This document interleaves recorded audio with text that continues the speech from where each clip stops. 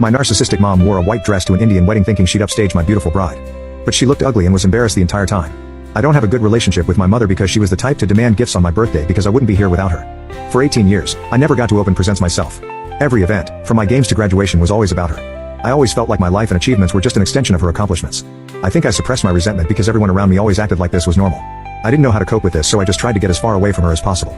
I applied to the furthest university I could realistically get in, and stayed far away because anytime I had to go back home, it was the same story.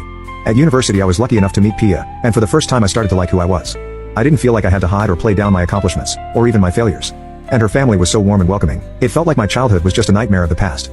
I thought the best way to move past it was to just move ahead. I was ashamed of my mother's behavior, and the ugliness of my resentment, so I pretended everything was fine, and invited my parents to my wedding with Pia. I actually had a really clear vision of what I wanted in the wedding, just an event that would be about me and not